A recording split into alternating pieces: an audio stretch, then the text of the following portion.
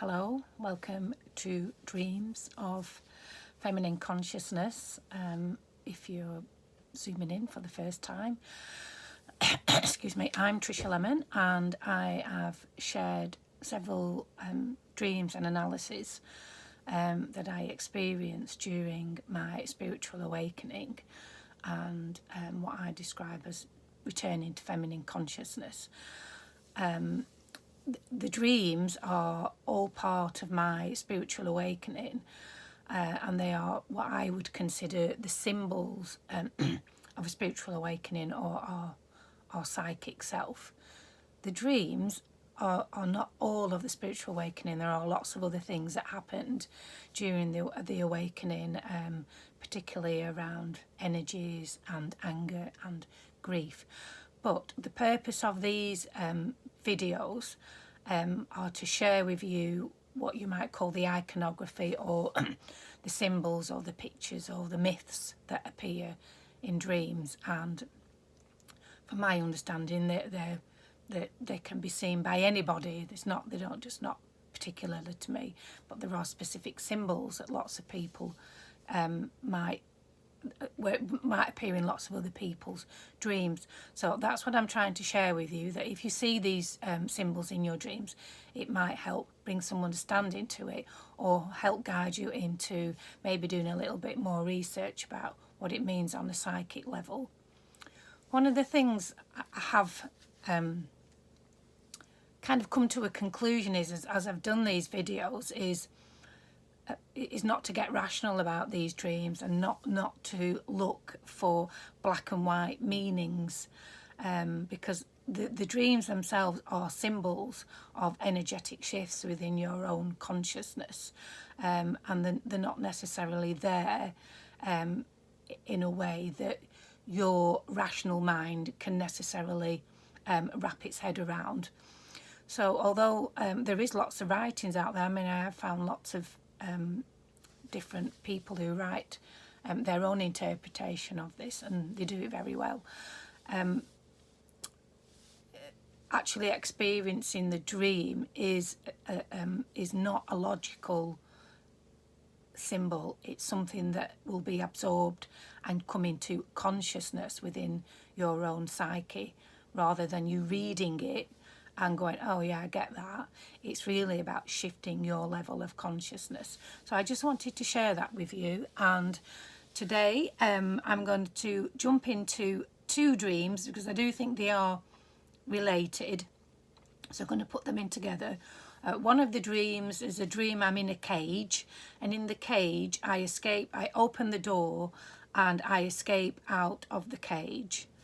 And then the next dream, which I think's quite significant, I was quite intrigued by it again at the time. I was walking down a street full of houses on each side, flowers and doors and everything, and then there was one house I came to that had a big door and a big number 7 painted on it.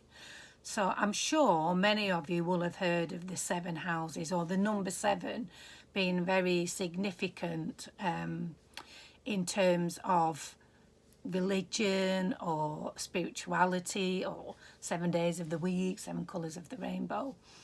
And so obviously the door is very significant, as is the cage and opening the door.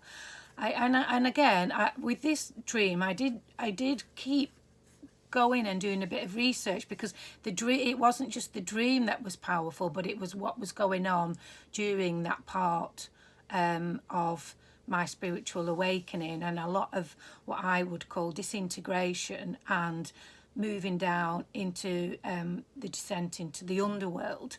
So briefly, let me try and just kind of have a quick look at my notes and share some of this with you. So one of the references I did read was around Inanna and Ishtar, and these are goddesses, and there is a picture of Ishtar, and she is dressed in a robe, but the robe is laid out in 7 layers.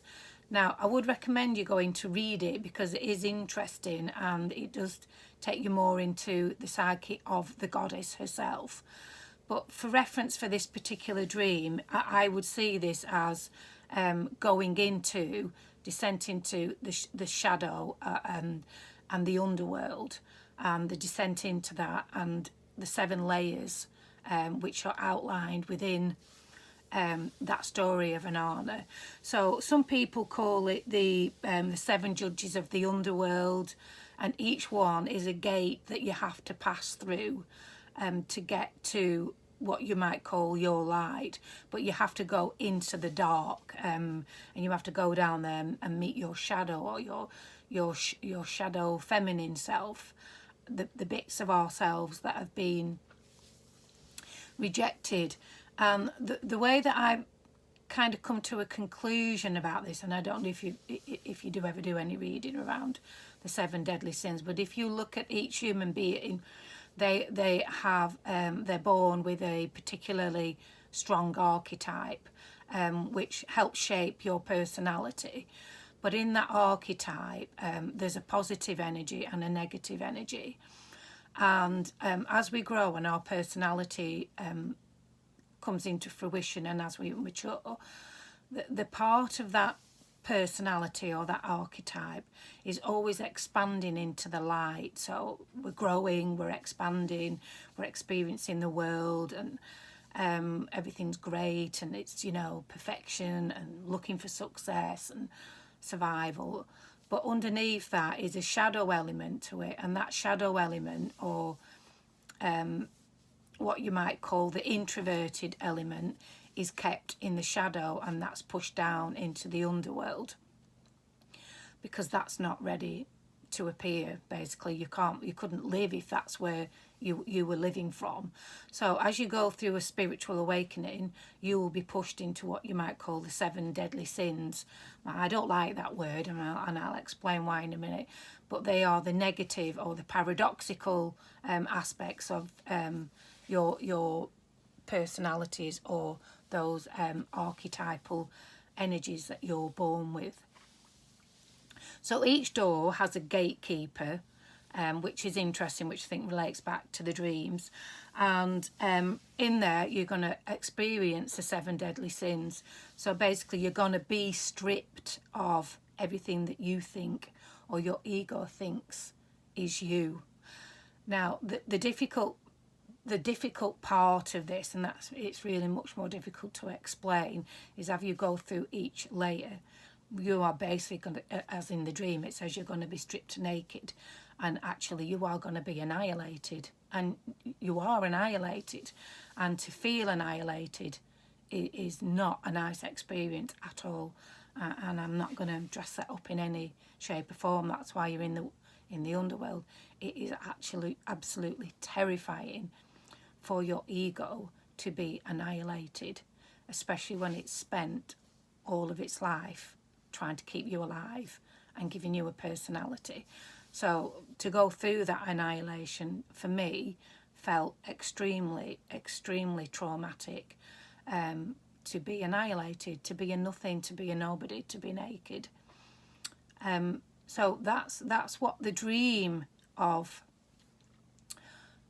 the number 7 meant on the door. So you could say there's seven deadly sins, but there's also 7 steps to heaven, and that's the opposite of it. So that was a dream, but I just wanted to come back to this idea of the 7 deadly sins and why they're pushed into the shadow. I don't really fully understand. What I can share, and this is my own personal reflection, because I think there is lots of writing out there, is always I felt there was something missing in my life, something wrong with me. I can't explain it other than there's something wrong with me. Like there's something about us that we're shame-based, and we've been pushed into shame, and because of the shame, we hide parts of ourselves, and I'm not sure which part of ourselves we're hiding, whether it is the shadow, and there's a sense of shame about the shadow and the darkness of being human. But I did feel that for most of my life. I felt there's something wrong, something missing, something not quite right with being human, and perhaps that's what it is. It is the parts of ourselves that have been pushed into the shadow. Now, when I say parts of ourselves, as I went through the spiritual awakening, was in the shadow, I quickly came to the conclusion that that shadow was really nothing to do with Trisha. It wasn't like I'd invented that part of myself, or was being punished because I'd done something wrong. It was almost like, and I think I use this word because I think Jung used this term, it's like the collective unconscious. It was like I knew the power of that annihilation and the power of those feelings of doing the descent did not belong to Trisha. In other words, they were not part of my personal life. And I think as I've gone through the spiritual awakening, I've tried to bring those two things into my own understanding. I think there is a collective unconscious, and that's a bit what we would call the human shadow that's been hidden away. There's a reason for that, I'm sure, in terms of our evolution. But at the same time, it makes me very angry that as human beings, as part of our evolution, there might be another 8 billion people walking on this planet who feel like I do, or feel like I did, that we're not worthy, or there's something wrong with us, or there's something missing, or we're feeling a sense of shame about being human. And for me, I still cannot come to terms with that. It's something I find genuinely very difficult to accept, why that would happen to humanity, that we can only live or feel we can only live in the light, yet deep down inside we do know there's parts of ourselves that are missing, but everything in the world has to be rosy and light and perfect. And as I've gone through the spiritual awakening, and as I've moved through more of the dreams, more of that becomes revealed to me, but it's still taken me a long time to be able to articulate that in a way that feels that I have embodied what I learned from those dreams and my spiritual awakening. So I actually think some of that is evolutionary madness.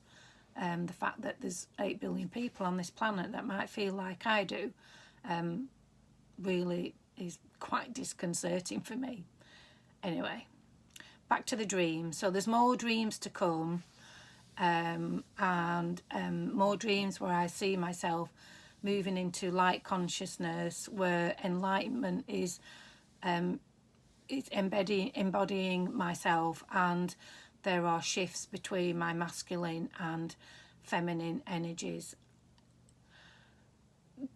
Actually doing these videos is actually really helping embody the spiritual awakening, and I'm really glad that I've took the time to do these and sit more reflectively now that the spiritual awakening is finished, to sit more reflectively and look at the dreams, where at the time I'm so overwhelmed by the spiritual awakening and the energy that's running through me, that the dreams, whilst having that symbolism at that time, I couldn't really articulate perhaps what they meant, because it was just, obviously when you're in hell and you're in the depths of the shadow, you're not in a place where you can sit and articulate such experiences to another human being. So for today, that's Dreams of Feminine Consciousness. So it's talking about gates and passages and going through the 7 deadly sins, which you could go and look up, or you can go and look up Inanna and Ishtar. It is a great story. I do really love the iconography of that story, and it does take us back to when feminine consciousness was much more prevalent in the world. And as I go through these blogs, I'm feeling I'm perhaps more able to bring some of that bringing some of that and being able to articulate it in a way that perhaps feels a little bit more meaningful. But I am still on that part of the journey. Anyway, have a great day. Catch you soon. Bye.